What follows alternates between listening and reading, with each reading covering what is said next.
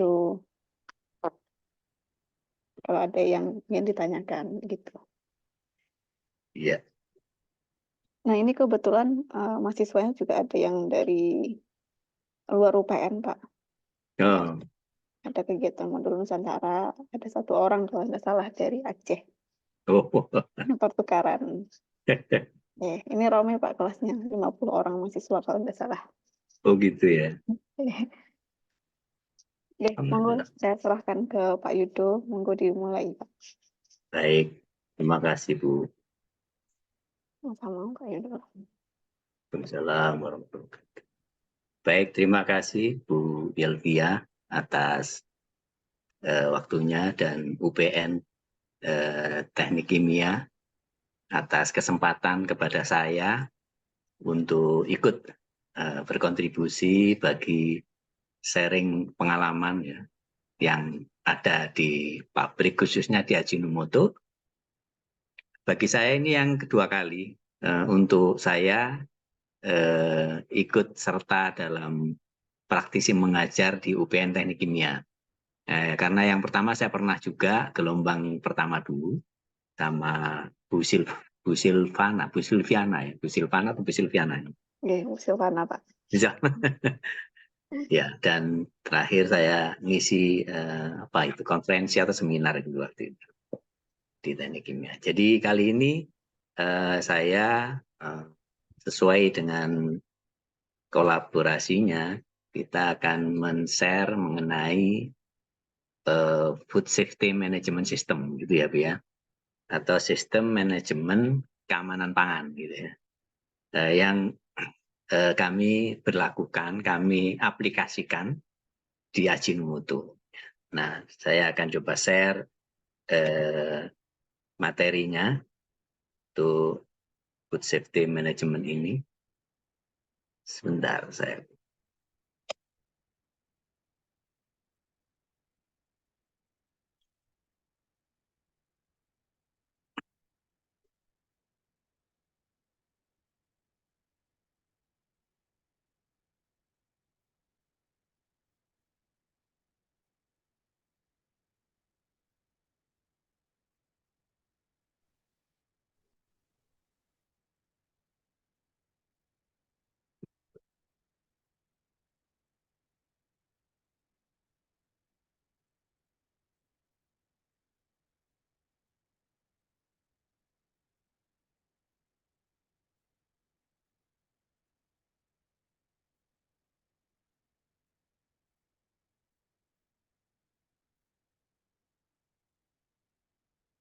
Baik, apa bisa terlihat di screen masing-masing? Bisa ya? Ya, sampun terlihat Pak. Ampun, gini. Baik, jadi kami di Ajinomoto untuk keamanan pangan, ya, kami juga mengaplikasikan food safety management system, khususnya di ISO 22000. ISO 22000. Nah, saya akan share di sini mengenai bagaimana kami memulai dengan mengaplikasikan food safety management system ISO 22000 di Ajinomoto, dan coba saya kaitkan dengan mahasiswa-mahasiswi yang ada di kelas ini yang sedang punya proyek ya, untuk manajemen keamanan pangan khususnya bagi UMKM. Nah, coba dengan sharing ini mungkin bisa menjadi tambahan informasi, tambahan referensi ya untuk menjalankan perkuliahan maupun proyek yang sedang dikerjakan. Pertama, saya memperkenalkan diri saya dulu ya. Saya Yudo Kusbandrio, biasanya dipanggil Yudo, Pak Yudo gitu. Saya lulusan ITS tahun lama ya, tahun 88 lulus saya sebagai seorang chemical engineer, dan juga mengikuti beberapa non-graduate education seperti Management of Technology di Jepang, juga ASQA di Jepang. ASQA ini manajemen quality khususnya di Ajinomoto. juga Gemba Kaizen, dan ada seminar Global Leader di Jepang. Saya bekerja mulai tahun 89, 34 tahun yang lalu, 35 tahun yang lalu. Memulai pekerjaan sebagai proses engineer, jadi saya lulus ITS, kemudian sempat mengajar 1 tahun, kemudian masuk Ajinomoto sebagai proses engineer, kemudian berikutnya menjadi production manager, dan mulai tahun 2015 sebagai direktur di PT Ajinomoto Indonesia, dan terakhir posisi saya adalah factory director di PT Ajinomoto Indonesia di pabrik Mojokerto. Nah, sekarang saya sudah selesai sebagai factory director per tahun ini ya. Baik, nanti sharing session perkuliahan kali ini kita akan membahas ada 7 topik ya, untuk food safety management. Dimulai dari apa itu food safety management, konteks organisasinya, persyaratan kepemimpinannya, perencanaan, sumber daya, komunikasi, dan seterusnya. Ini adalah hal yang akan saya sampaikan dalam hari ini. Bu Yelvia ini sampai jam berapa, Bu? 2 SKS Pak Yudo. Oh, 2 SKS. SKS-nya 50 Kira-kira menit. Mungkin 2 sampai jam. ya, sampai jam 3. Jam 3 nih. Oke. Nah, mungkin Anda tahu semua ya, ISO. Apakah ISO itu? Saya tidak akan bahas. ISO ini standar organisasi internasional untuk standarisasi ya. Dan basisnya di Swiss. Nah, khusus yang ISO 22000 ini kita mengaplikasikan yang dari versi 2018. Karena yang versi 2005 sudah diganti dan ada beberapa revisi penambahan. Jadi yang saya sampaikan nanti ini versi 2018, Food Safety Management System. Nah, apa keuntungannya gitu kan? Jadi perusahaan, apakah itu perusahaan besar, global maupun mungkin diaplikasikan juga di UMKM, beberapa poin mungkin ya, tidak sertifikasi tetapi sistemnya coba diaplikasikan di UMKM bisa. Mungkin tidak perlu sertifikasi juga. Kalau food safety yang agak global itu misalnya grup kami yang ada di Ajinek itu juga mengaplikasikan food safety system certification. Jadi itu global karena perusahaan kami juga mengekspor produk ini sehingga global. Nah, yang saya bahas sekarang ini food safety management system ISO 22000. Ini adalah beberapa benefitnya. Jadi tentu produknya aman dan konsisten sesuai regulasi begitu, dan punya kemampuan secara sistem gitu ya untuk menangani risiko dari produk yang disuplai ke konsumen, dan juga bisa menunjukkan kesesuaian dengan sistem manajemen keamanan pangan. Karena sistem manajemen keamanan ini ISO ini kan standar internasional. Nah, kali ini ada double siklus yang dipakai di dalam sistem manajemen pangan ini yang menggunakan siklus PDCA. PDCA, Plan, Do, Check, Act. Kalau di Ajinomoto kita juga agak mendetail lagi, ada ST. Sebelum PDCA itu ada ST. ST itu see, think. Jadi adalah deskripsi dari mencoba membuat plan. Jadi untuk mencari masalah-masalahnya. Dimulai dengan see dan think. Tapi untuk ISO ini siklusnya adalah PDCA, Plan, Do, Check, Act. Ya. Nah, ada double 2 kali. Yang pertama yang sebagai base plan-nya, sebagai dasarnya, itu untuk yang disebut dengan organizational planning and control. Ya, ada plan, do, check, dan act pada layer yang atas. Nah, setelah itu khusus yang do di dalam food safety management system operation itu nanti di breakdown lagi dan juga menggunakan siklus yang sama, PDCA. Ya, plan, do, check, act sama. Ini adalah double act untuk PDCA, pada Food Safety Management System ISO 22000 ya. Ada 2. Jadi yang saya bahas hari ini adalah yang atas saja ini ya, yang atas. Yang saya lingkari dengan kotak merah ini yang akan saya bahas hari ini. Nah, yang bawah kita akan bahas di pertemuan kedua. Pertemuan kedua insya Allah tanggal 26 April. Nah, di situ ada HACCP, ada control plan dan sebagainya. Itu lebih ke operation. Tapi yang sekarang fundamentalnya, jadi ke arah organizational planning and control-nya. Ya, begitu ya. Baik, kita lanjut. Di dalam mengelola food safety management system itu ada 4 elemen kunci yang harus diperhatikan, ya, yang harus diperhatikan. 4 elemen kunci ini penting, ya, yang bersinergi satu sama lain, berkoneksi satu sama lain. Misalnya komunikasi interaktif, sistem manajemen HACCP, kemudian prerequisite programs atau PRP. Jadi 4 elemen ini yang akan menjadi bagian penting dari Food Safety Management System. Nah, nanti bagian per bagian akan saya jelaskan ya. Pegang dulu 4 elemen kuncinya ini ya. Nah, prinsipnya di dalam Food Safety Management itu ada 7 hal yang harus dilakukan, harus dikelola, harus di manage ya. Ini adalah prinsip manajemen keamanan pangan. Prinsip manajemen keamanan pangan itu meliputi satu fokus ke pelanggan.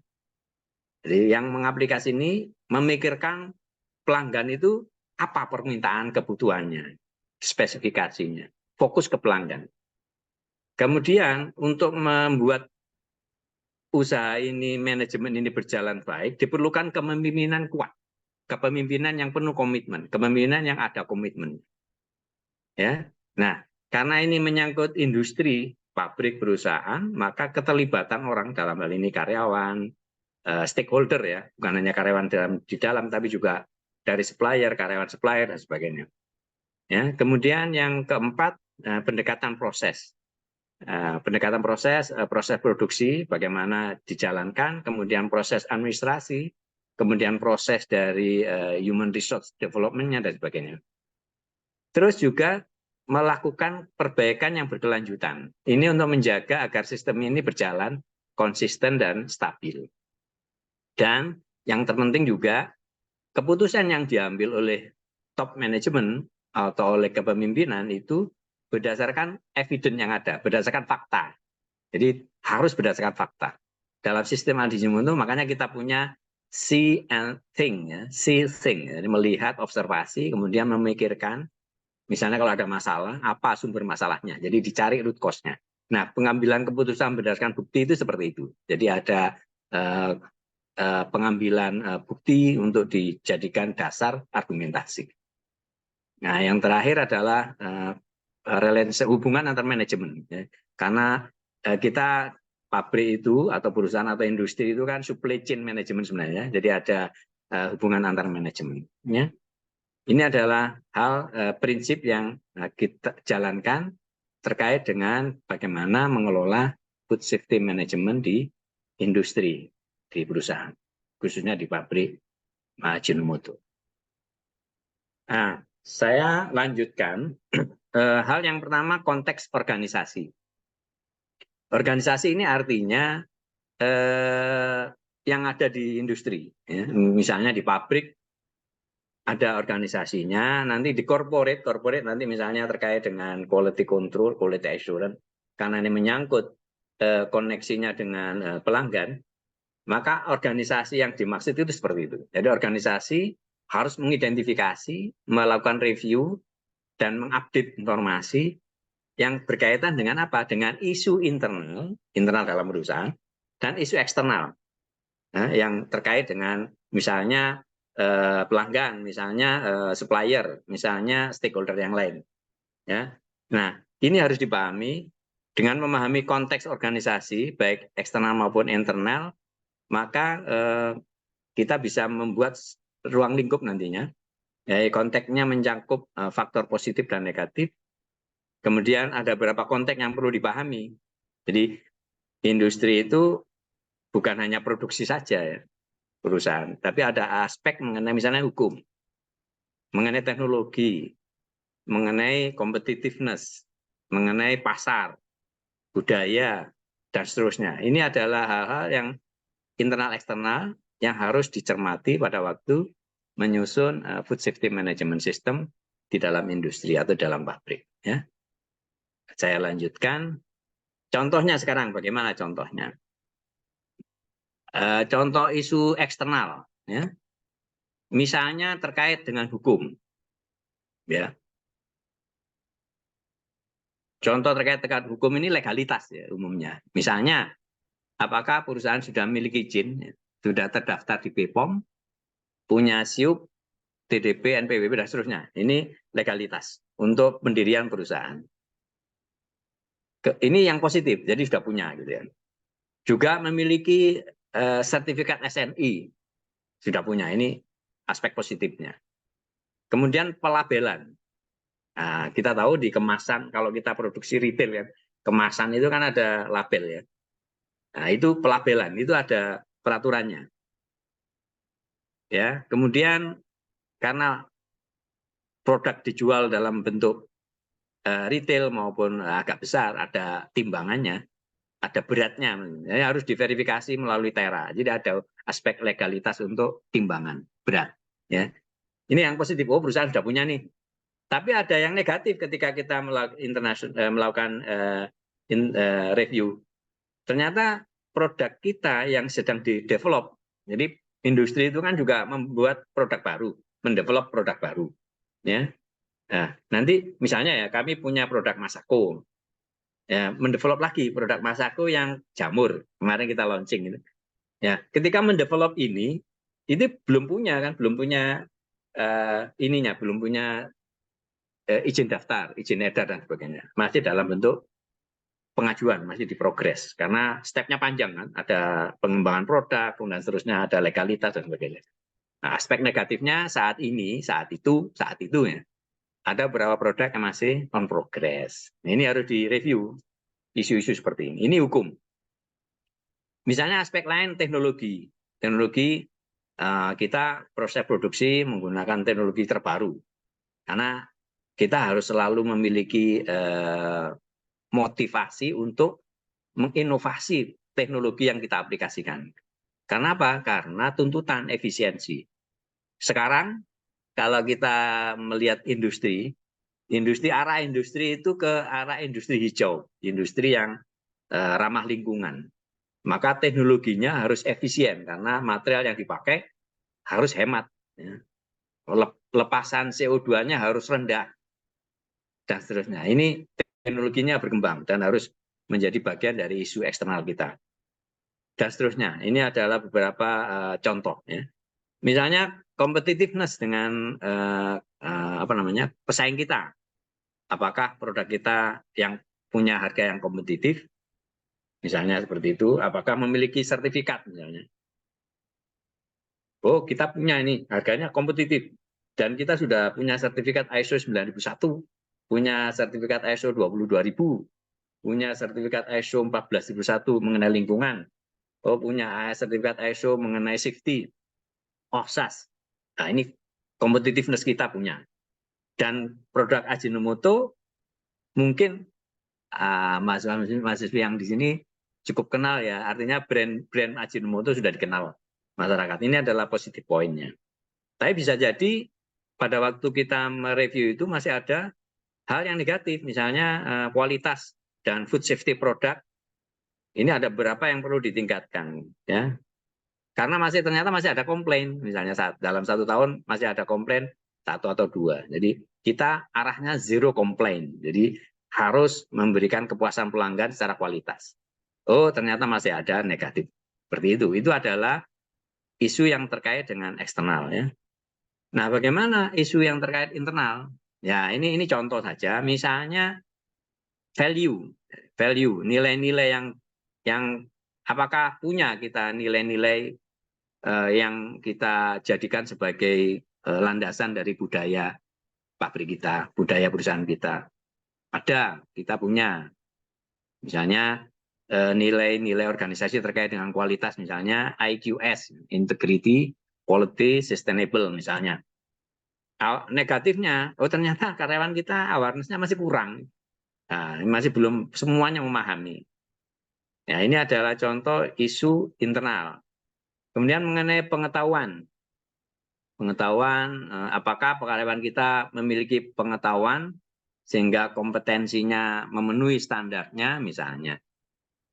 Atau teknologi proses yang terbaru sudah diupdate dan seterusnya. Nah, terkait dengan food safety management misalnya, apakah karyawan yang bekerja itu bisa memantau CCP dan OPRP, misalnya. Ini terkait dasar. Dan sudah menjalankan pelatihan terkait, dan seterusnya. Nilai-nilai, pengetahuan, kemudian budaya. Budaya punya enggak? Oh, kita punya budaya disiplin yang baik. Kita punya slogan misalnya 3S, senyum, sapa, salam. Ini menunjukkan start dari komunikasi. Misalnya seperti itu. Nah, tapi negatifnya ada, misalnya belum semua karyawan paham dan bisa menjalankan GMP, Good Manufacturing Practice yang baik. Seperti itu. Dan seterusnya. Nah, ini isu yang eksternal maupun isu internal, menurut sistem manajemen food safety-nya harus dimonitor dan direview secara periodik. Biasanya kita menjalankan review itu di manajemen review 6 bulan atau 1 tahun secara periodik. Ya. Baik, sampai di sini mungkin ada yang mau ditanyakan, saya persilahkan dulu kalau ada, ya kalau tidak ada saya teruskan.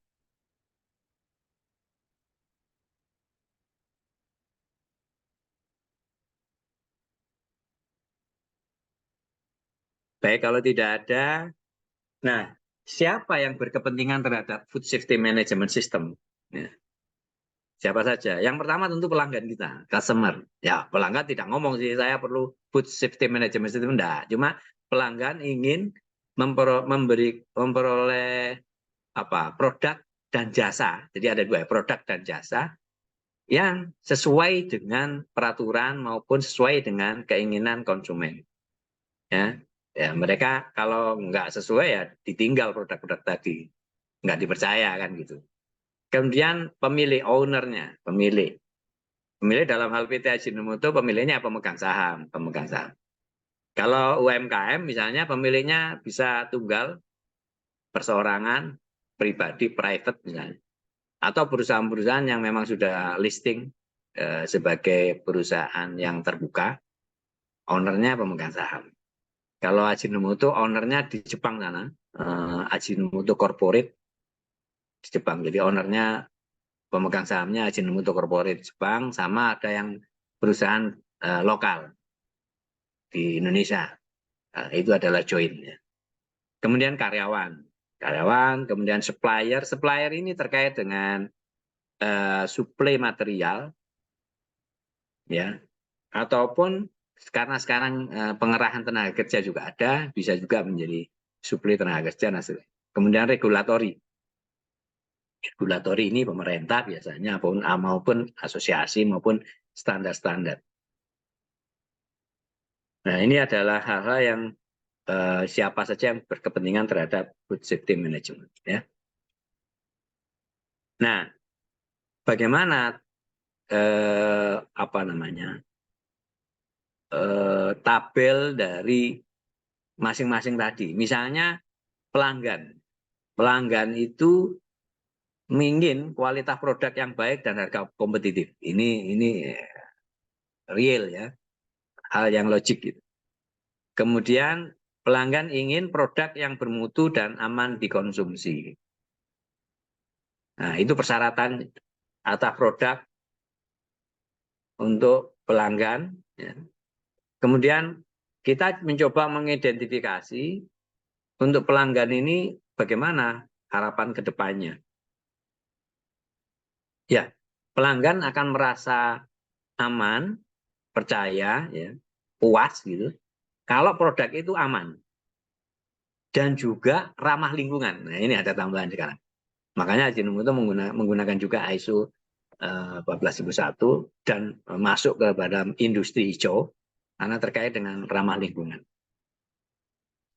Kemudian resiko terhadap aksi dari pelanggan. Kalau kepercayaan pelanggan terhadap perusahaan ini turun, ya ini risikonya akan ditinggal produk-produk kita.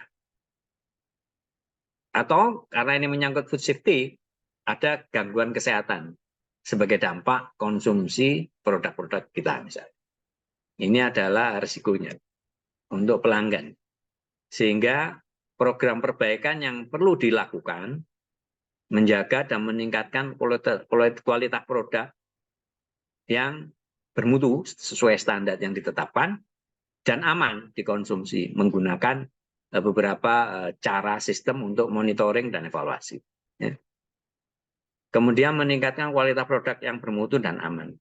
Itu dari sisi pelanggan. Bagaimana dari sisi karyawan misalnya? Ya, kita harus bisa memberikan jaminan kesejahteraannya itu terjamin. Dan lingkungan kerja aman. Lingkungan kerja aman ini menyangkut juga aspek safety, ya. Safety dalam pengertian OHSAS, keselamatan dan kesehatan kerja. Nah, karena karyawan ini adalah aset perusahaan, human asset begitu, maka kemampuannya harus juga ditingkatkan sebagai aset, ditingkatkan kemampuannya. Nah, ini biasanya kita menggunakan training, menggunakan pendidikan dan sebagainya, sehingga karyawan memiliki kemampuan untuk meningkatkan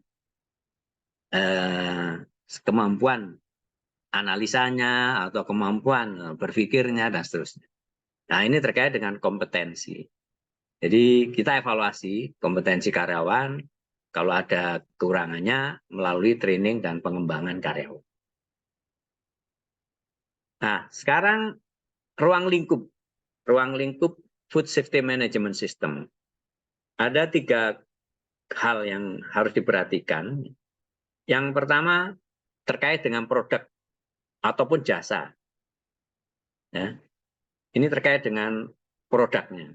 Ini lebih terkait dengan pabrik, produk, jasa, kemudian prosesnya, lokasi produksi. Ya, ini ruang lingkup pertama. Ruang lingkup kedua, kita tadi harus juga mempertimbangkan isu eksternal yang tadi saya sampaikan dan juga isu-isu internal yang menjadi bagian dari ruang lingkup food safety management system. Dan yang terakhir persyaratan yang relevan yang terkait dengan pihak yang berkepentingan, misalnya terkait dengan lingkungan hidup, misalnya terkait dengan green industry, peraturan pemerintah, standar, dan sebagainya. Ini adalah 3 hal yang mendasari ruang lingkup food safety management system. Ya, nah ini untuk bisa menjalankan sistem manajemen keamanan pangan tadi itu, maka siklus ini harus dijalankan juga. Pertama, menetapkan, ya, tadi ruang lingkupnya nanti ditetapkan, kemudian dipelihara, kemudian dilakukan perbaikan berkelanjutan, dan menerapkan. Jadi ini siklus seperti siklus PDCA tadi. Ini adalah apa yang dimaksud dengan ruang lingkup food safety management system. Contoh. Jadi bayangkan ini adalah perusahaan, ya, perusahaan XYZ begitu ya. Maka kita harus memiliki ruang lingkup organisasinya itu.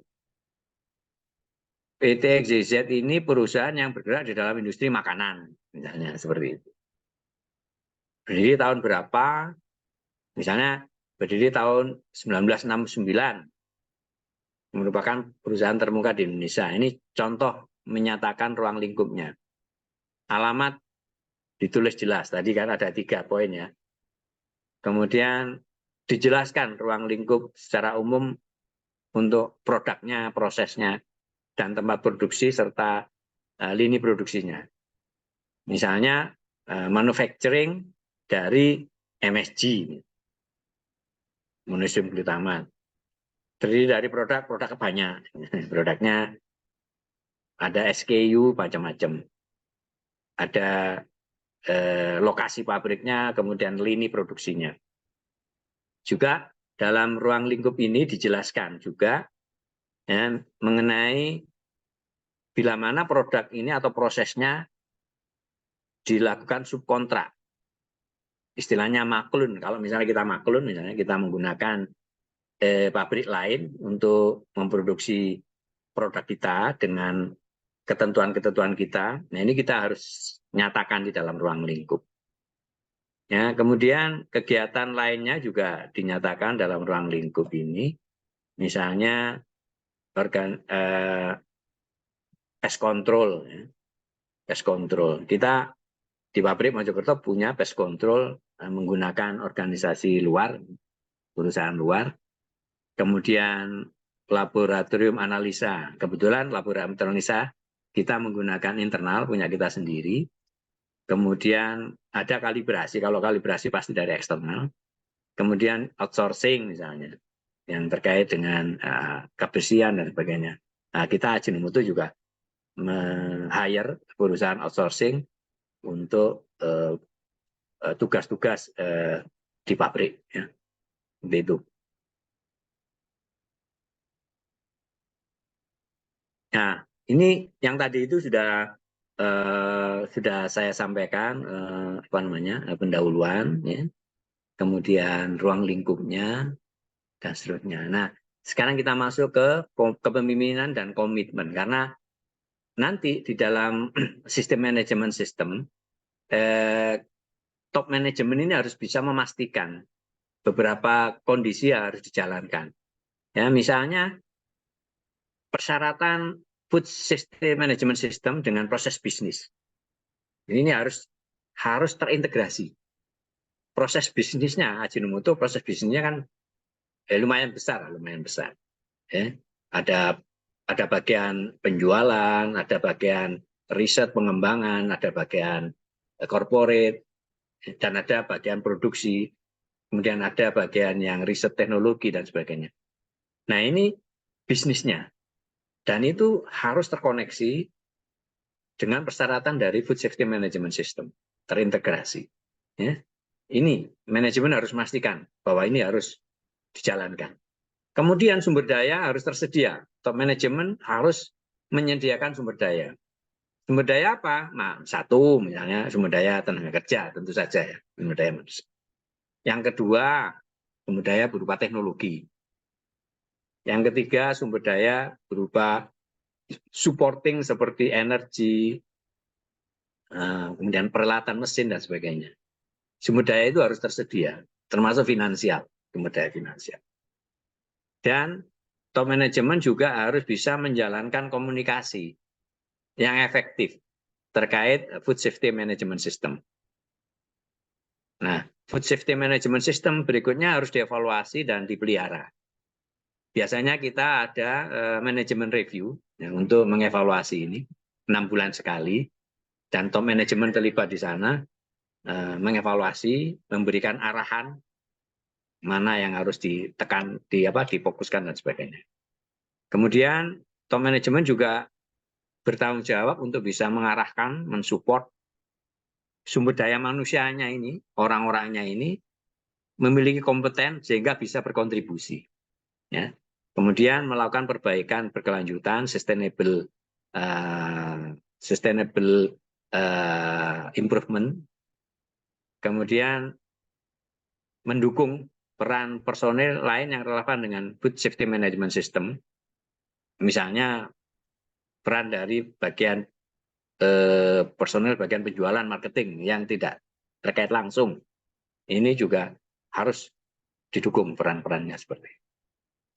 Dan kemudian melakukan ketetapan, kebijakan, dan sasaran food safety management system. Ini adalah hal-hal yang harus dilakukan oleh top management suatu perusahaan. Nah, misalnya kalau terkait UMKM bagaimana? Sebenarnya item ini sama saja ya. Tetapi mungkin bobotnya disesuaikan dengan besar kecilnya pengurus perusahaan tadi, skopnya. Misalnya kalau ruang lingkupnya tidak terlalu besar, ya bisa mana yang perlu dipentingkan mana yang mungkin menjadi prioritas yang rendah. Ya. Nah, dari komitmen ini nanti manajemen harus bisa menunjukkan komitmennya, ya, mengenai apa? Kebijakan dan sasaran mutu. Jadi sasaran mutu food system management system itu harus ditetapkan, dan kebijakannya. Kebijakan nanti saya contohkan ya. Kemudian integrasi tadi, sumber daya dan seterusnya. Ini adalah hal-hal yang harus dilakukan oleh top management dan dilakukan dengan komitmen. Ya. Dilakukan dengan komitmen. Nah, poin-poin yang perlu diperhatikan untuk kebijakan keamanan pangan itu ada setidaknya 4. Yang pertama, sesuai tujuan dan konteksnya. Ya, ini ilustrasi mapping, tapi ini sebenarnya ilustrasi saja. Yang saya poinkan adalah harus sesuai dengan tujuan dan konteksnya. Kemudian, memenuhi regulasi dan persyaratan pelanggan. Bisa jadi regulasi sudah kita penuhi, tapi pelanggan memiliki persyaratan tertentu yang secara spesifik dia minta ke kita sebagai manufacturer industri produsennya. Nah, ini kita menjadi bagian dari untuk dicatat, diperhatikan. Kemudian memastikan kompetensi dari food safety management system. Nah, ini dalam hal ini nanti harus ada struktur organisasinya, misalnya seperti itu. Kemudian menetapkan meninjau sasaran food safety management system, komunikasi internal dan eksternal, dan perbaikan berkelanjutan. Ini adalah poin-poin yang diperhatikan dan dipahami, dikomunikasikan dalam bentuk apa? Kebijakan pangan. Kebijakan pangan. Nah, kebijakan pangannya seperti apa? Contohnya seperti ini. Misalnya ya, sesuai dengan tadi itu, beberapa hal yang harus diperhatikan tadi itu, kemudian menyusun kebijakan keamanan pangan. Contohnya seperti ini. Misalnya, PT XYZ bunyinya, statement di dalam kebijakan pangan itu menyatakan yang berkomitmen untuk menghasilkan produk yang aman untuk semua konsumen. Ya, seperti itu. Memenuhi persyaratan peraturan perundang-undangan dan persyaratan pelanggan yang telah disetujui bersama, serta tercapainya tujuan, konteks, dan arah strategis organisasi. Itu dinyatakan dalam kebijakan keamanan pangan. 1. Semua stakeholder berkomitmen menerapkan semua persyaratan sistem manajemen keamanan pangan secara baik dan konsisten. 2. Menghasilkan produk yang memenuhi persyaratan peraturan perundangan dan seterusnya. 3. Selalu berkomitmen untuk meningkatkan dan mengembangkan sumber daya manusia dan sarana prasarana yang lainnya. Nah, seperti yang saya sampaikan tadi di sebelumnya, statement itu harus menyangkut tadi itu. Ya, ada 6 tadi itu ya. Nah, ini sudah disampaikan di dalam statement kebijakan keamanan pangan ini. Nomor 1 itu tadi. Nomor 2 dan seterusnya. Termasuk juga meningkatkan dan mengembangkan sumber daya manusia. Nah, kebijakan pangan ini disampaikan, dinyatakan oleh Presiden Direktur dari perusahaan. Kalau di Ajinomoto Indonesia, oleh Vice President Direktur yang terkait dengan produksi, riset, dan teknologi. Biasanya begitu. Dan dinyatakan seperti ini. Ya, baik, sampai di sini barangkali ada yang ingin bertanya. Saya beri kesempatan terlebih dahulu, mungkin ada yang mau tanyakan.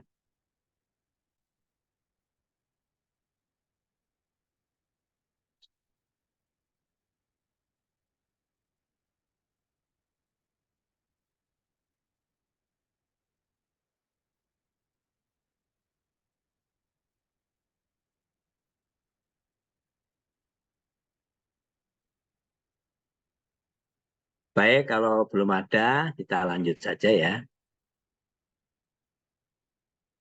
Berikutnya, ini bagaimana kita bisa menjalankan food safety management. Ada beberapa hal yang terkait organisasi, misalnya kita harus bisa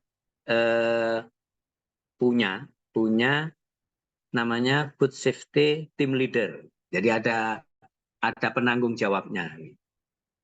Food Safety Team Leader.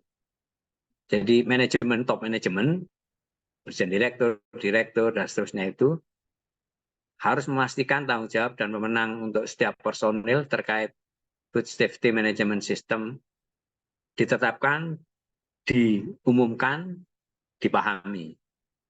Ya. Prakteknya apa? Prakteknya manajemen menetapkan Food Safety Team Leader. Food Safety Team Leader. Ada orang yang ditetapkan sebagai Food Safety Team Leader. Dia punya tanggung jawab, punya wewenang, dan perangkat organisasi. Nah, ketua keamanan pangan ini atau Food Safety Team Leader ini tanggung jawabnya apa?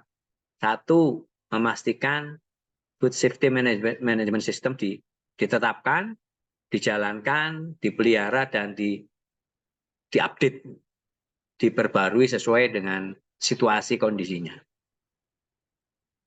Yang kedua, dia punya tanggung jawab mengelola tim keamanan pangan. Jadi ada punya tim dia, keamanan pangan. Dan tim keamanan pangan, ketua tim keamanan pangan ini menyusun program untuk pelatihan, untuk meningkatkan kompetensi timnya. Maupun karena ini awareness di perusahaan, di pabrik itu diperlukan, jadi semua orang di pabrik harus paham misalnya, atau di perusahaan itu paham, maka dia juga bertanggung jawab untuk bisa meningkatkan awareness stakeholder perusahaan, khususnya internal perusahaan, paham mengenai Food Safety Management System. Dan yang terakhir, melakukan manajemen review, membuat laporan untuk manajemen review. Biasanya 6 bulan sekali dilakukan di Ajinomoto, dilakukan manajemen review, dan Food Safety Team Leader ini bertanggung jawab untuk menyelenggarakan manajemen review, membuat laporannya, dan menyampaikan ke top manajemen. Nah, di dalam review tadi, top manajemen bisa melakukan koreksi, melakukan perbaikan, mengarahkan, dan seterusnya untuk efektivitas food safety management ke depannya.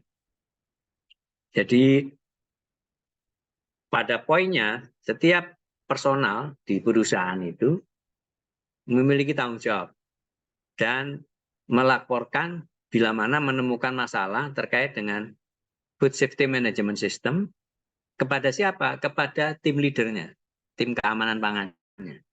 Jadi ini jalur komunikasinya. Seperti itu. Jadi dengan demikian maka sistem manajemen yang dijalankan bisa jalan, ya, jalan, ada reviewnya, ada koreksinya. Jadi setiap orang yang berkaitan dengan tadi itu punya akses kepada Food Safety Team Leader untuk bisa melakukan review, perbaikan, dan seterusnya. Ini salah satu contoh, misalnya surat penunjukannya ada. Jadi dibuatkan surat penunjukan untuk tim keamanan pangan. Misalnya Pak Anton ini posisinya adalah QA Manager, dalam plan organisasi itu QA Manager, dalam hal Food Safety Management, maka dia ditetapkan sebagai Food Safety Team Leader. Departemennya ada di QA, dia sudah punya kompetensi ISO 22000 melalui training, dan sudah punya sertifikat lulus. Nah, kompetensinya itu. Maka dia ditetapkan melalui SK ini sebagai Ketua Tim Keamanan Pangan, Food Safety Team Leader, dengan tanggung jawab seperti ini. Misalnya ya, satu, mengelola tim keamanan pangan dan mengorganisasikan pekerjaannya. Ini terkait organisasi. Kemudian memastikan ada pelatihan, ada pendidikan. Untuk siapa? Untuk tim keamanan pangannya. Ketiga, memastikan bahwa sistem ini ditetapkan, diterapkan, dipelihara, dan diupdate, dimutakhirkan.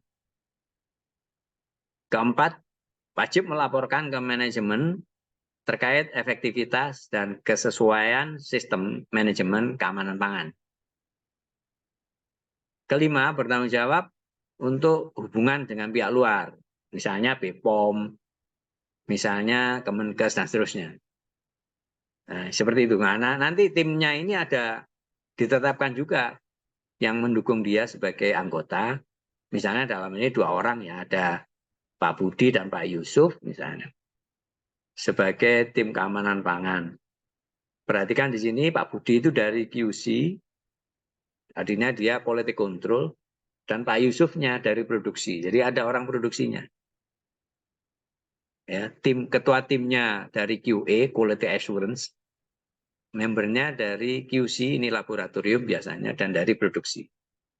Dan dengan tanggung jawab seperti di bawah itu. Ini adalah contoh surat penunjukan untuk tim keamanan pangan. Ini harus dilakukan dan memenuhi kriteria dari Food Safety Management System ISO 22000 versi tahun 2018.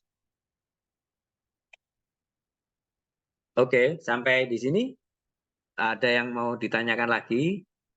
Organisasi sudah kita selesaikan ya, di konteks organisasi. Mungkin ada yang ingin ditanyakan.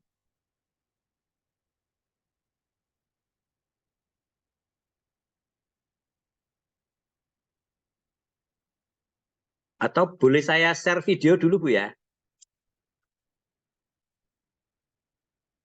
Oke, boleh Pak. Boleh Itu. ya? Supaya ini. Ya, sharing mungkin video dari Ajinomoto ya Pak. Ya, saya coba share video, cuma saya cari-cari dulu nih.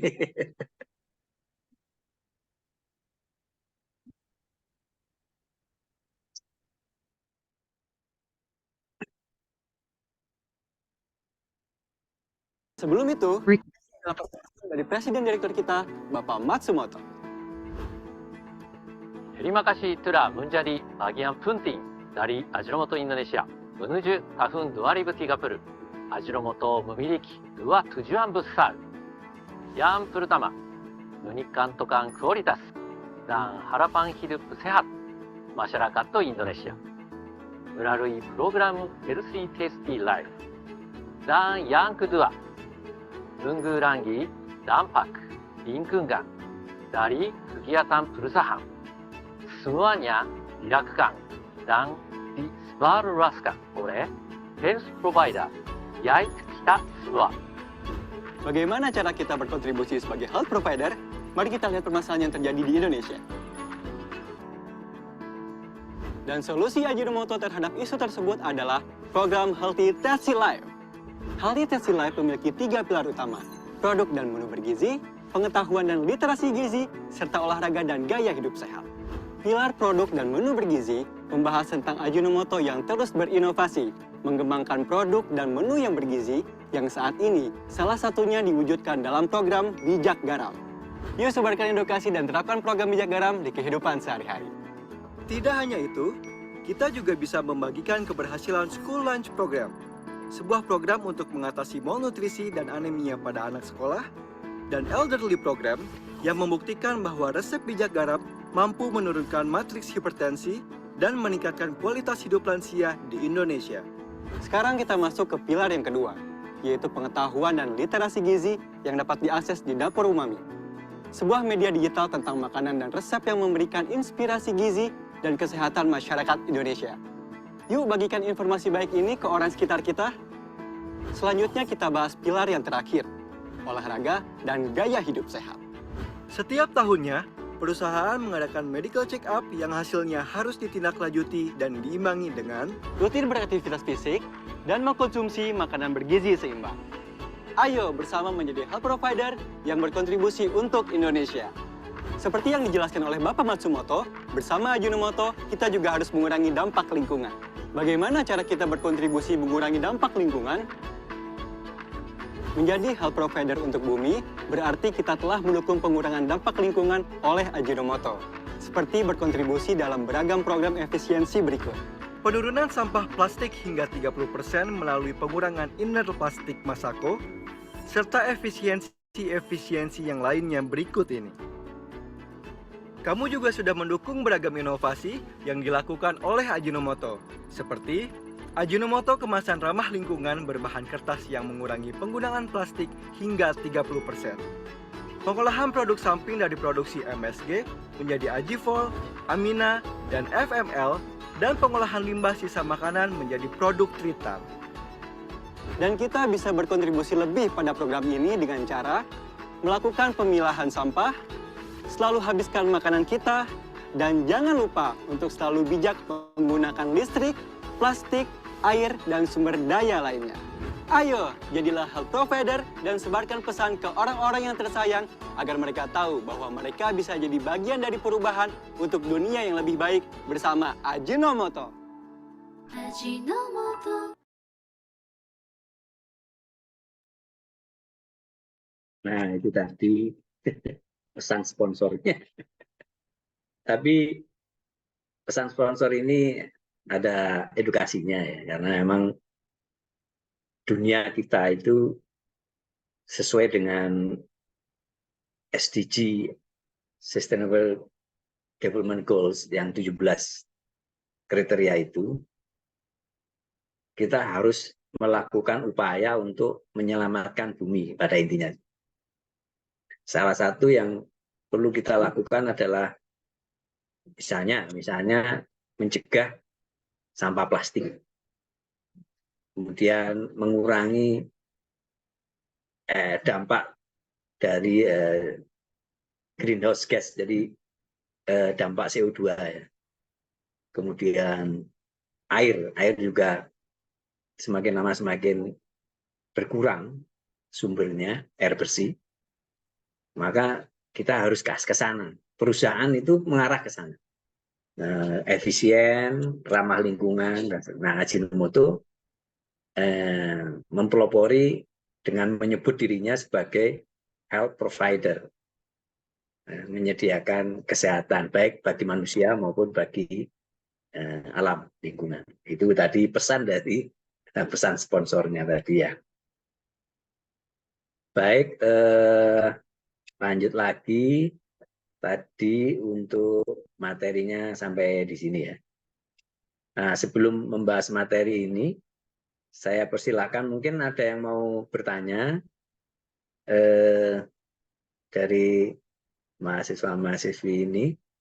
Kan kebetulan kalian ada tugas untuk project ya, UMKM. Mungkin ada yang ditanyakan karena walaupun UMKM tapi ruang lingkup kalau kita bicara mengenai manajemen keamanan pangan atau food safety management system ya, maka tidak memandang besar kecilnya perusahaan karena ini menyangkut keamanan pangan, menyangkut manusia, menyangkut orang. Dan yang saya terangkan tadi itu lebih ke sifat fundamental dari perusahaan. Kewajiban-kewajibannya, mengapa harus melakukan itu. Karena ini menyangkut ruang lingkup organisasinya. Nah, untuk teknis bagaimana operasionalnya, nanti pertemuan ke depan saya akan sampaikan. Misalnya mengenai HACCP, misalnya mengenai bagaimana aplikasinya, dan seterusnya. Nah, ini fundamental manajemen sistem, khususnya food itu seperti yang saya terangkan tadi. Baik, selanjutnya setelah organisasi, kita masuk ke tema perencanaan.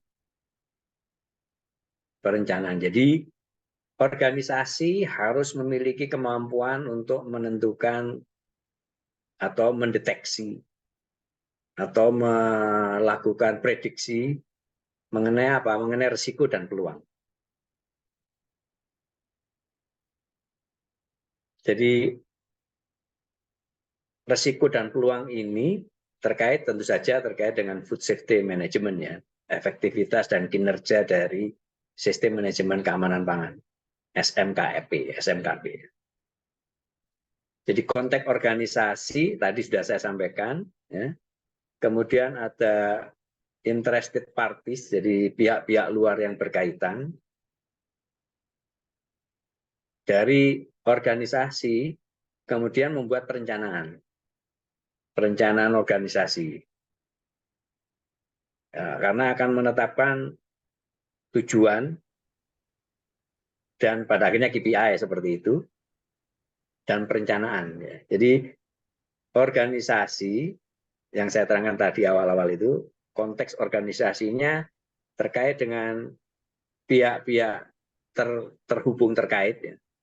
Pihak-pihak terkait, ya, itu harus membuat perencanaan untuk menetapkan objektif dan perencanaannya. Objektif itu target sasaran. Nah, di dalam menetapkan perencanaan tadi itu, maka Food Safety Management System bekerja untuk melihat risiko dan peluangnya. Jadi misalnya organisasi kan merencanakan sesuatu, produk baru, atau kamu merencanakan ekspansi bisnis, atau merencanakan target penjualan, dan seterusnya. Itu Food Safety Management System mengevaluasi tadi perencanaan manajemen itu terkait dengan risiko dan peluangnya. Gitu. Risiko dan peluangnya.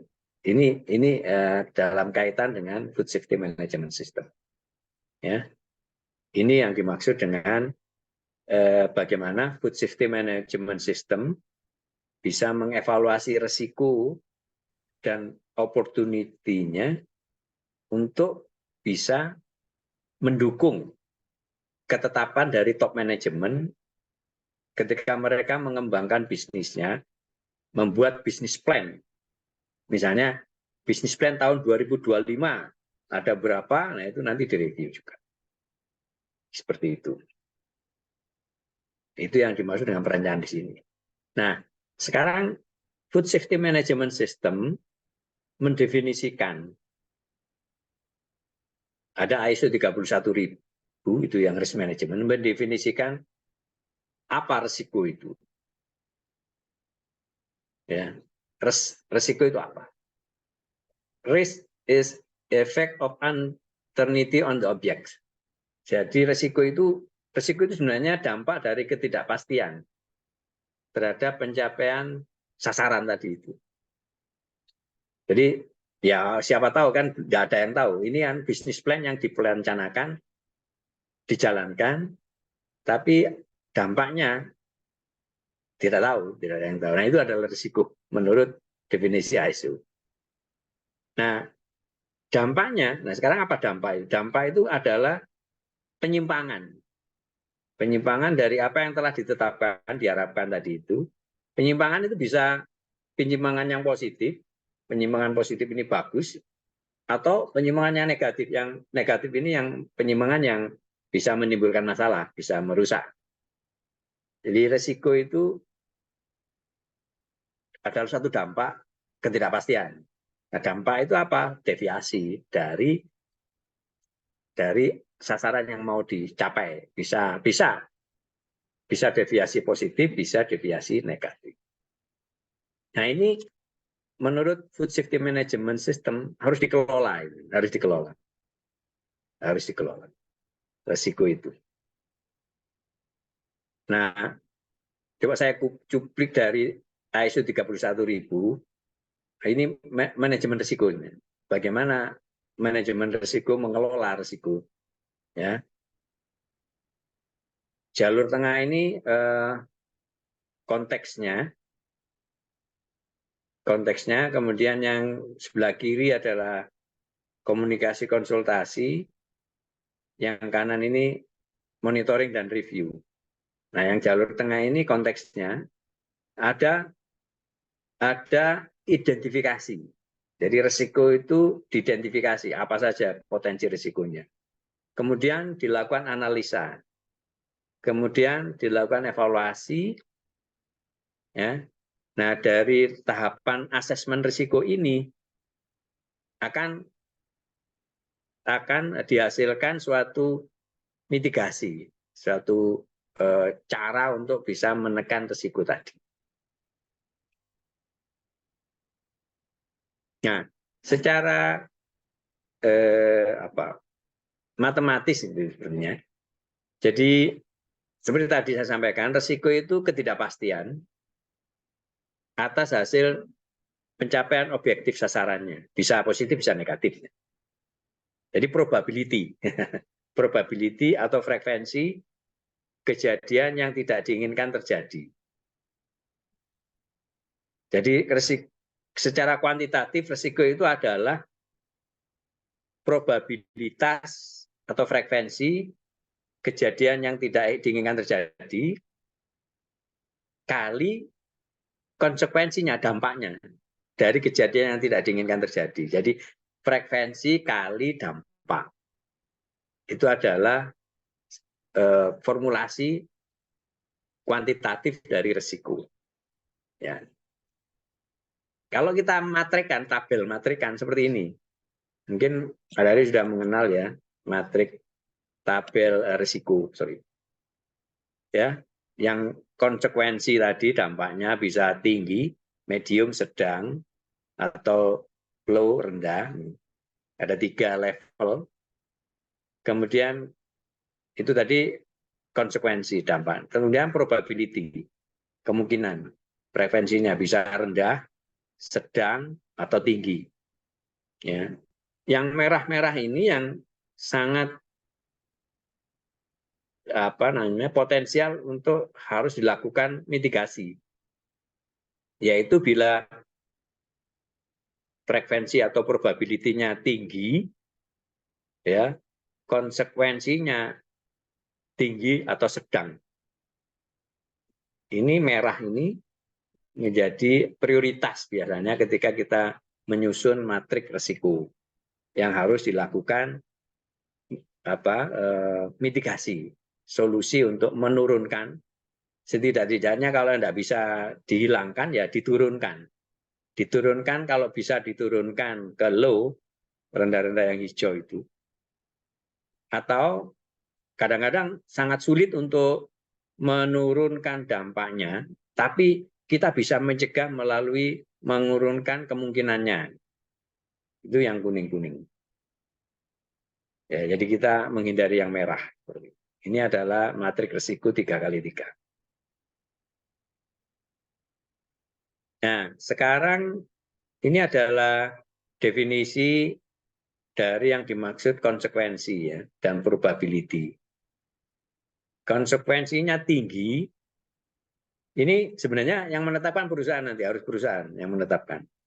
Berdasarkan pengalaman, kejadian, evaluasi, dan seterusnya, maka perusahaan menetapkan konsekuensi yang disebut tinggi itu apa.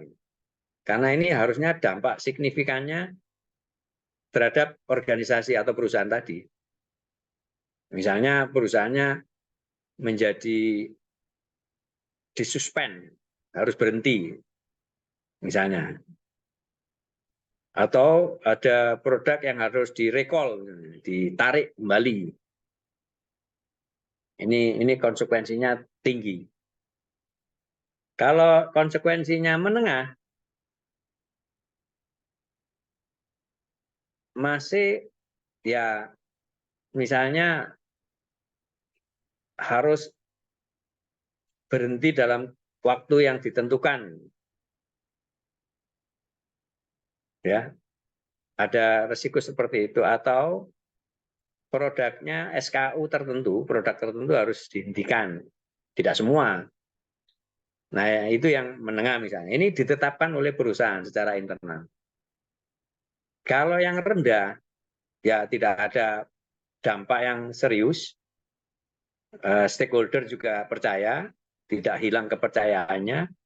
Pelanggan tidak hilang kepercayaannya. Ya, misalnya produknya, misalnya packagingnya aja yang rusak misalnya. Tidak ada masalah terhadap kesehatan misalnya. Ini rendah.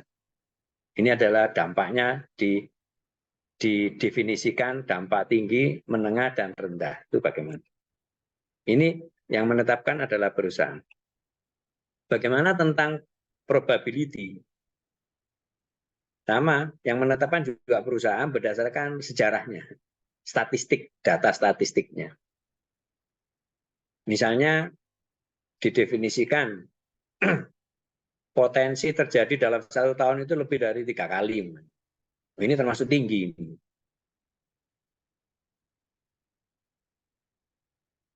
Kalau di bawah 3 kali, di atas 1 kali terjadi, tapi di bawah 3 kali itu menengah. Tidak pernah terjadi, berarti rendah. Nah ini dua definisi ini harus disusun, dibuat dulu. Nah nanti untuk mengevaluasi resiko dan probability opportunity-nya.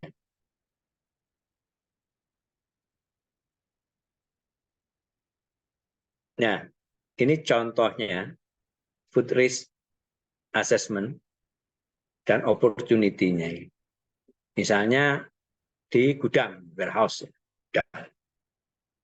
Aktivitasnya apa? Menyimpan raw material.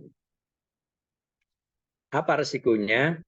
Kadaluarsa materialnya. Peluangnya apa?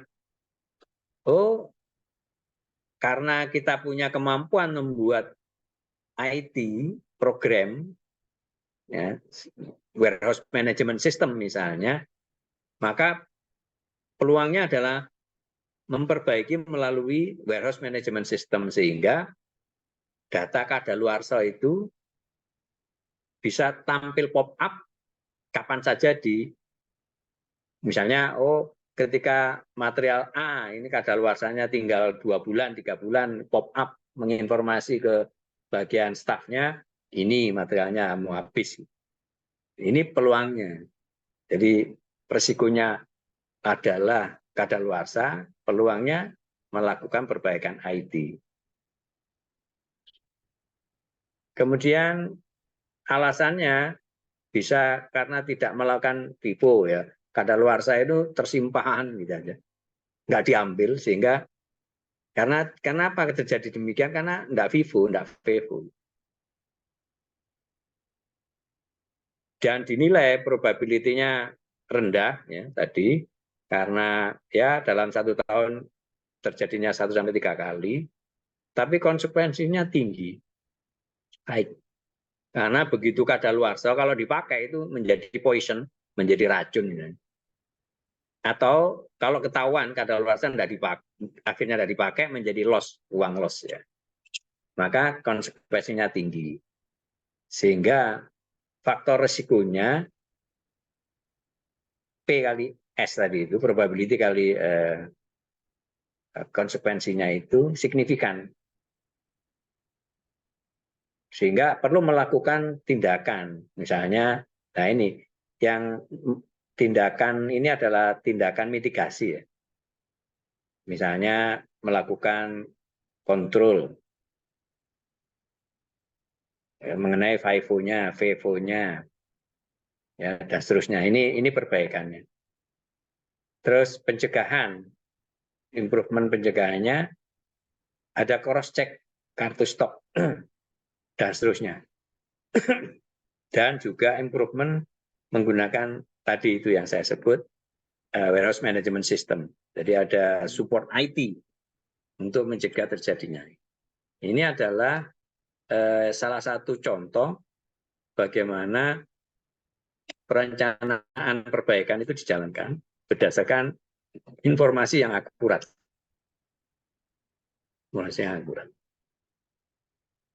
Seperti ini adalah contoh bagaimana menjalankan food safety management dari sisi perencanaan.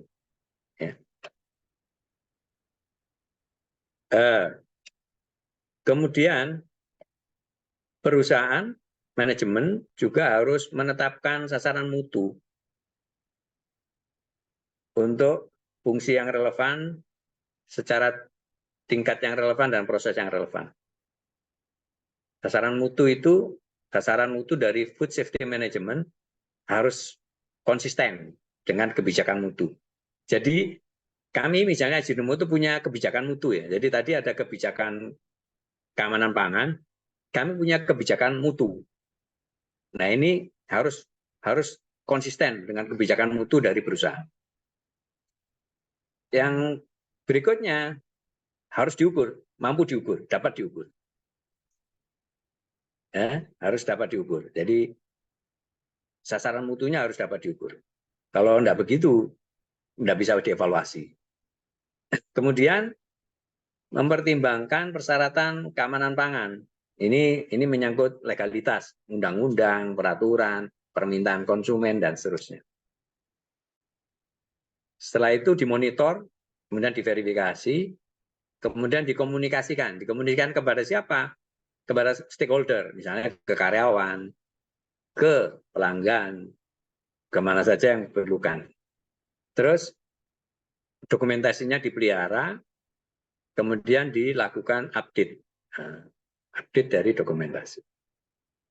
Nah, ini informasi yang seperti ini disebut dengan informasi yang terdokumentasi untuk sasaran mutu dari Food Safety Management System.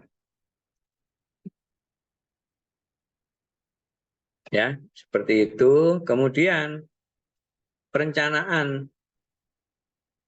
ini ya, untuk mencapai tujuan Food Safety Management System, maka organisasi akan menetapkan 5 hal dalam perencanaan ini. Yang pertama, harus ditetapkan, jadi apa yang harus dilakukan untuk Food Safety Management System itu. Setelah itu sumber dayanya ada enggak? Sumber daya yang harus disiapkan, sumber daya manusia, sumber daya finansial, sumber daya prasarana, sarana.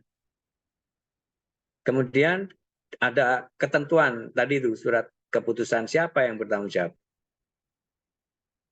terhadap Food Safety Management. Artinya ada ketua tim keamanan pangan dan anggotanya. Terus periodenya. Periodenya harus ada. Ditentukan periode berlakunya itu. Kemudian review dan evaluasi. Ini langkahnya dalam perencanaan. Nah, satu poin yang mau saya tekankan di sini, semua perencanaan harus smart, ya. Spesifik, measurable, achievable, relevan, dan time frame. Jadi plan-nya, perencanaan tadi itu harus spesifik, jelas, mana target-targetnya, arahnya kemana. Ya, harus bisa diukur, measurable. Artinya harus ditetapkan KPI-nya, indeksnya, diukur. Dan bisa dicapai. Jadi measurable itu dalam tempo setahun atau katakanlah 2 tahun itu bisa dicapai. Bukan harapan saja, tapi bisa dicapai. Dan relevan dengan food safety yang ditetapkan oleh perusahaan, ada waktunya setahun atau 2 tahun. Nah, itulah cara menetapkan perencanaan yang tepat, smart. Sasaran food safety management ini misalnya pengendalian jumlah keluhan pelanggan terkait keamanan pangan, misalnya maksimal 2 kali dalam setahun, misalnya seperti itu. Itu contoh-contoh ya. Sumber daya, peningkatan kualitas produk dan proses, dan seterusnya. Kemudian PIC-nya ada, evaluasinya setiap tahun. Ini adalah contoh bagaimana suatu planning, perencanaan dibuat secara smart.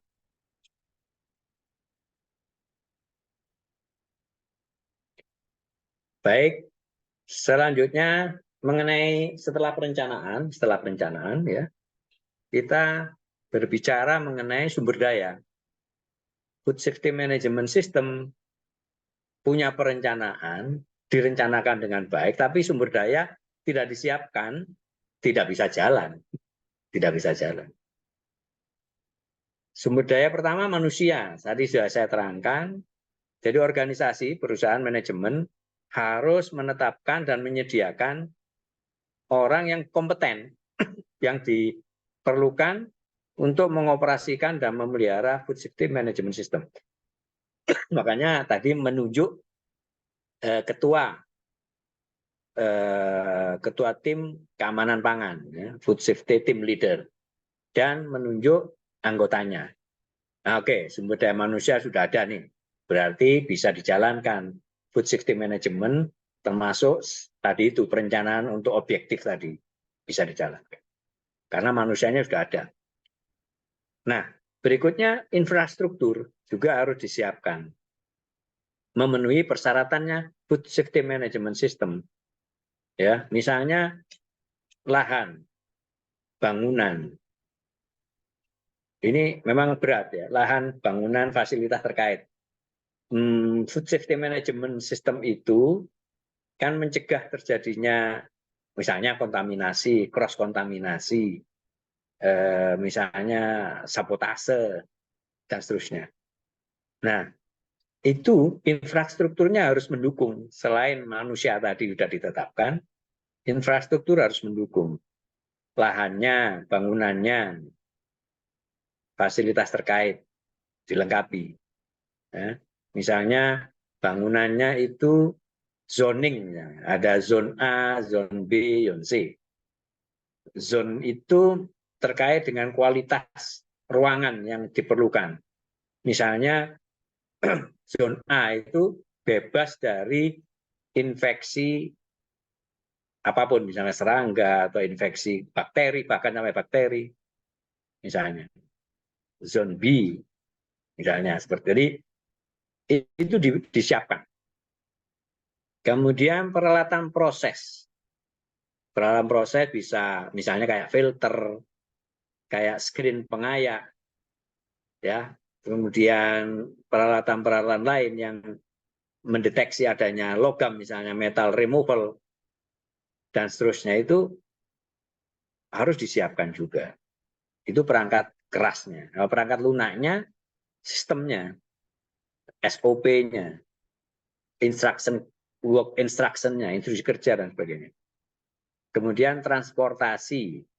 Transportasi ini bisa di internal pabrik karena materialnya dipindah dari satu daerah lokasi ke lokasi lain, transportasinya standarnya demikian. Atau transportasi untuk mengirim produk ke gudang penjualan, dari gudang penjualan ke pelanggan. Ini juga memiliki standar transportasi yang diperlukan seperti apa. Ya, kalau misalnya produknya adalah beku, maka standar transportasinya selain hygiene juga punya cool storage untuk berpindah. Tempat truknya harus punya cooler seperti itu. Jadi transportasi. Kemudian teknologi informasi dan komunikasi ini terkait dengan upaya perusahaan untuk mendeteksi bila mana terjadi masalah sampai di pelanggan. Jadi biasanya perusahaan akan buka hotline, misalnya customer service dan sebagainya, hotline seperti itu untuk mendeteksi atau ada informasi dari pelanggan secara langsung. Ini infrastruktur yang harus disiapkan oleh pimpinan perusahaan, top management, ya.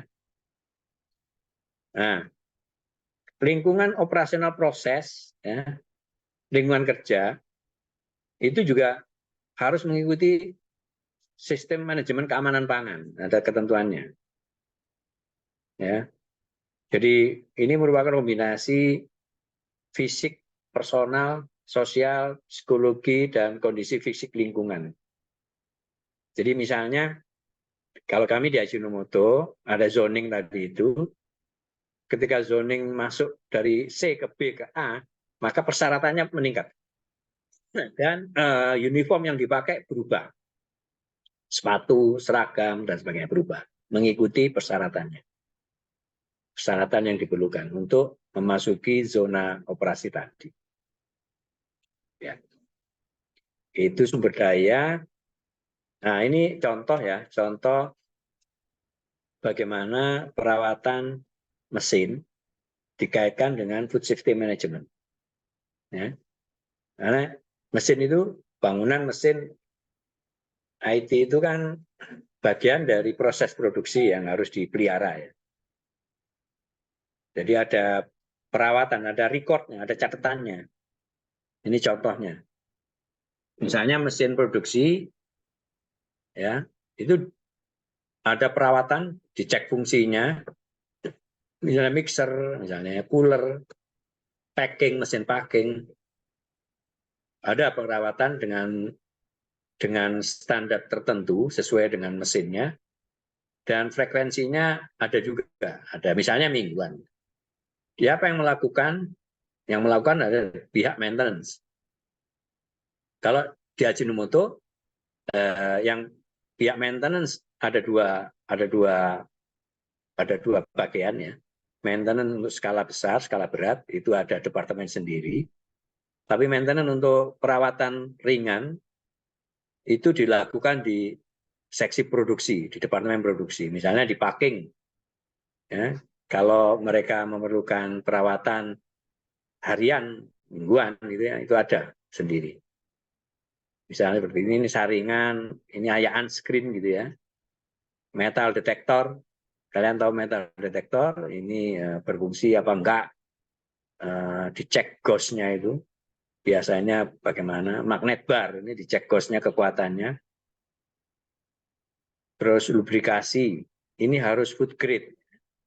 Lubrikasi atau apa? Greasing ya. Itu harus food grade. Kemudian bangunan dan seterusnya. Ini format, salah satu contoh format perawatan mesin bangunan ya, terkait dengan food safety management. Lingkungan kerja juga sama. Jadi ruang persiapan bahan baku, ingredient, itu ada parameter yang dikontrol, misalnya suara, suhu, kelembapan, intensitas cahaya. Misalnya ada pest control, ya, serangga, ya, misalnya seperti itu. Tergantung dari kebutuhan area tadi itu apa saja yang perlu dikontrol. Ya. Ini adalah contoh saja, Ya, lanjut yang berikutnya. Jadi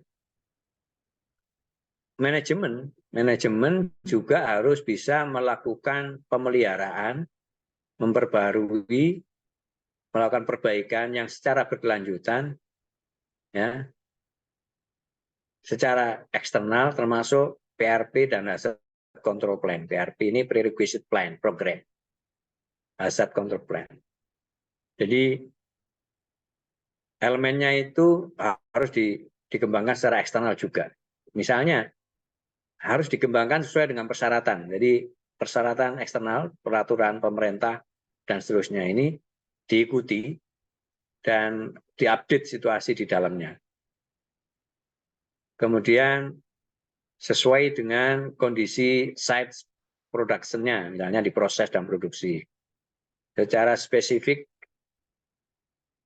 diadaptasi oleh food safety team dan seterusnya. Kemudian diimplementasikan, dipelihara, diperbarui, dan semua itu harus terdokumentasi ya, sebagai informasi yang terdokumentasi. Nah, organisasi juga harus menetapkan dan menerapkan kriteria untuk melakukan evaluasi, melakukan seleksi, monitoring, dan seterusnya. Juga memastikan eksternal provider itu mampu konsisten memenuhi persyaratan Food Safety Management System. Ini terkait dengan misalnya supplier. Jadi kita harus memiliki sistem untuk memonitor, melakukan evaluasi terhadap supplier. Ini bagian eksternal kan, ya. Nah, untuk itu kita menyiapkan formnya. Form dimulai dari misalnya menseleksi supplier berdasarkan Food Safety Management System, persyaratan food safety, supplier itu diseleksi. Nah, setelah mereka terseleksi, kemudian mengirim menjadi mitra, perusahaan mitra Ajinomoto, ada evaluasinya nanti setiap tahun biasanya. Ada form evaluasi setiap tahun. Ini eksternal, ini dievaluasi juga. ya, supaya aktivitasnya sesuai dengan sistem manajemen pangan yang kita jalankan, standar-standar yang kita jalankan. Nah, ini sekarang contoh misalnya kompetensi karyawan. Contoh kompetensi karyawan. Misalnya baik presiden direktur itu juga dibuatkan standar kompetensinya sampai dengan pelaksana, operator pelaksana sesuai dengan struktur organisasinya. Nah, ini karena ini Food Safety Management System, ya. Nah, contohnya saya ambilkan dari QC QA Manager. Kompetensi apa yang harus dimiliki? Ya, misalnya yang pertama setidak-tidaknya dia sarjana S1, strata 1 dari teknologi pangan atau teknik pertanian atau teknik kimia yang sudah bekerja 2 tahun misalnya. Jadi dia memiliki kemampuan untuk memimpin sebagai QA manager. Kalau dia D3, ya lebih lama lagi masa pengalaman kerjanya seharusnya. Kemudian memahami quality control, quality assurance misalnya, memahami food safety management system dan penerapannya, dia mampu bekerja dengan komputer, mampu mengerti analisa fisika, kimia, mikrobiologi. Ini kompetensi. Ya, kompetensinya ditetapkan, baru nanti bisa menjaring orang yang tepat di sini siapa. Nah, untuk mengevaluasi, kita juga lakukan gap analysis ya, untuk mengevaluasi kompetensi ini. Ya, misalnya contoh format gap analysis seperti ini. Misalnya Pak Badu ini manajer HRD. Standar kompetensi yang ditetapkan oleh perusahaan S1 psikologi atau minimum D3 manajemen dan seterusnya dan seterusnya. Tapi actual kompetensinya ya dia S1 tapi pangan dan sudah memiliki training dan sebagainya. Sehingga secara kompetensi Pak Badu ini tidak ada gap-nya. Nah, misalnya Pak Tono, supervisor ini, sarjana kimia teknik pangan, kompetensinya, nah, dia sarjana kimia oke, training sudah, tapi FS, Food Safety System Certification-nya belum, karena di sini ada kompetensinya disebut, maka belum punya dia ya, sehingga dijadwalkan training. Nah, ini adalah salah satu contoh format kompetensi dan gap analysis.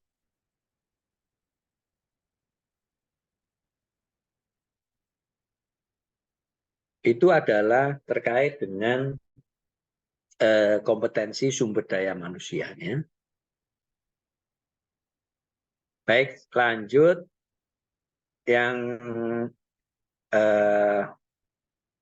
komponen berikutnya, faktor berikutnya adalah komunikasi. Yang saya terangkan dulu di awal, ada beberapa elemen yang harus dijalankan. Kita sudah masuk ke elemen komunikasi. Jadi food safety management itu harus mempunyai sistem terkait dengan komunikasi. Komunikasi eksternal maupun internal. Karena ini menyangkut keamanan pangan yang harus diketahui oleh pelanggan juga eksternal. Misalnya, komunikasi eksternalnya itu dengan supplier, provider, dan kontraktor.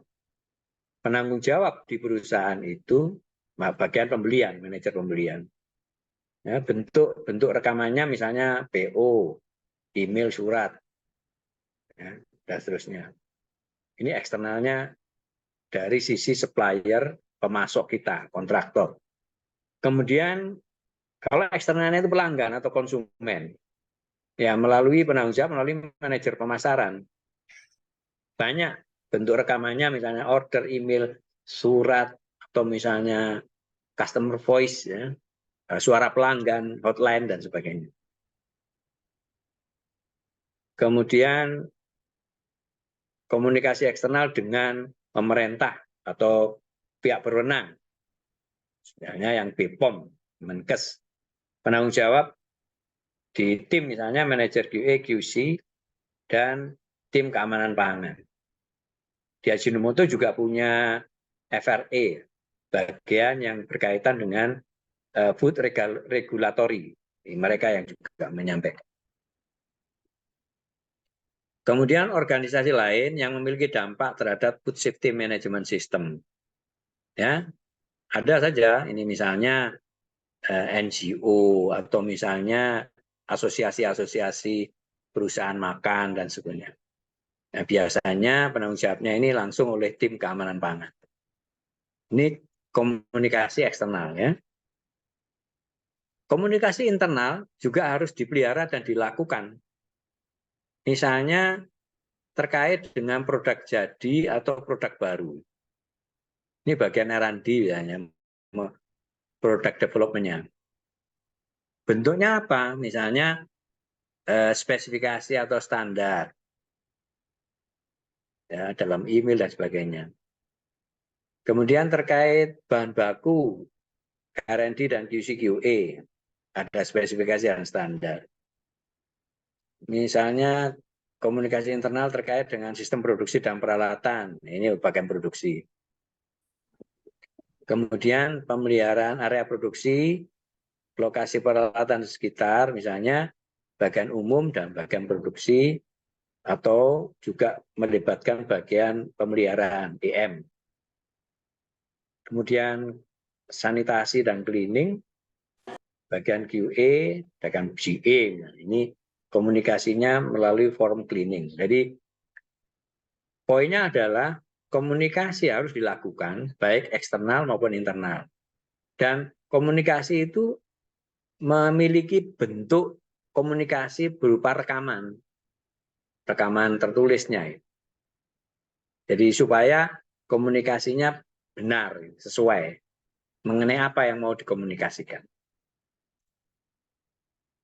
Nah, dari situ, dari komunikasi tadi, maka informasi dalam food management system terdokumentasi dengan baik informasinya. Jadi food safety management system secara umum itu memiliki informasi terdokumentasi, ya, untuk aktivitas food safety management system. Dan diperbarui, dibuat kemudian diperbarui sesuai dengan fungsi kondisinya. Ya.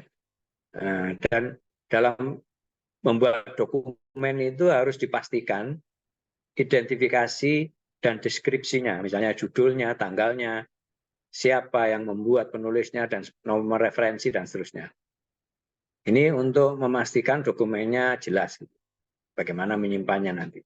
Kemudian formatnya, bahasanya apa, software kalau pakai software apa, kalau grafis bagaimana, ini ditentukan, distandarkan. Kemudian ada review dan persetujuannya. Kemudian bagaimana mengendalikan dokumen secara terdokumentasi, maka harus dipastikan dokumennya tersedia sesuai dan selalu dilindungi. Misalnya kalau ada distribusi, akses dokumen, ngambil dan seterusnya, itu harus memiliki sistem.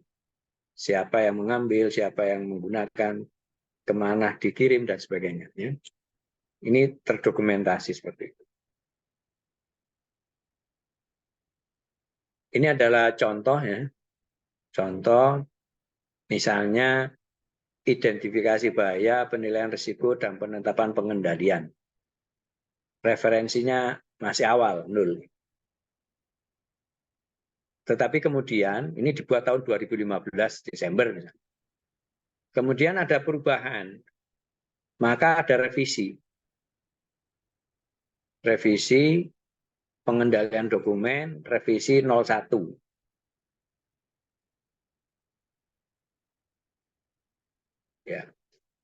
ringkasan revisinya ditulis di situ, ringkasan revisinya. Misalnya 14 Desember, revisi 0, ini dokumen baru buat ya. Kemudian ada revisi pertama, tanggal 11 Februari, ada penambahan item pengendalian dokumen eksternal. Halaman 7. Nah, seperti itu. Itu adalah contoh cara sistem dokumentasi yang harus dijalankan. Baik, sampai di situ semua. Barangkali ada yang mau ditanyakan, mau bertanya, karena materinya sudah selesai untuk tatap muka pertama ini. Kalau ada pertanyaan saya persilahkan.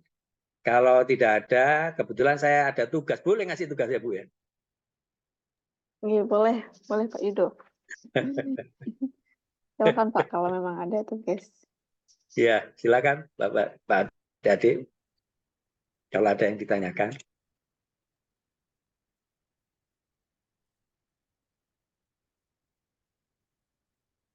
Ya kalau tidak ada, ini ada tugas ya. Tugas 2 saja. Merefer dari apa yang saya terangkan. Ya, saya kaitkan dengan proyek UMKM masing-masing grup. Saya kan dari Pak Wira kemarin ya. Itu ada sharing mengenai kelompok yang proyek itu ya, proyek UMKM itu. Nah, menurut saya sesuai dengan materi yang saya sampaikan tahap pertama ini, saya akan meminta adik-adik mahasiswa-mahasiswi untuk menyusun ruang lingkup Food Safety Management System untuk proyek UMKM masing-masing grup. Saya baca kan ada kukuruyuk, ada macam-macam. Mungkin itu dibuatkan gitu ya. Yang pertama. Yang kedua, ini juga penting tentang kebijakan keamanan pangan. Mungkin mereka sudah punya, kalau sudah punya bisa direview aja, nggak apa-apa. Kalau belum punya, mereka belum punya, barangkali ada yang bisa mengusulkan bagaimana kebijakan pangan yang sesuai dengan UMKM tadi, sesuai dengan bisnisnya, sesuai dengan kondisinya, dan sebagainya. Nah, 2 ini saja yang mau saya minta tugaskan ke dari mahasiswa, mahasiswi, yang kebetulan sedang menyusun proyek UMKM ya. Dari saya itu, Bu Yelvia, untuk materi hari ini, kalau bisa ada waktu, masih ada waktu, saya kira ini bisa, kalau ada yang bertanya, diskusi, saya persilahkan. Terima kasih. Terima kasih Pak Yudo.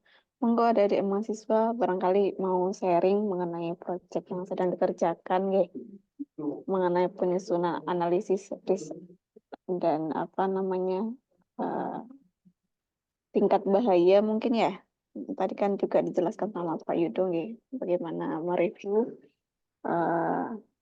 atau analisis dari proyek UMKM-nya. Monggo ditanyakan. Wira mungkin mau bertanya ya, Wira? Ya, Ibu kenapa? Mungkin bisa bertanya mengenai proyek yang sedang dikerjakan. Sharing aja dengan Pak Yudo. Mumpung masih ada waktu 18 menit lagi nih.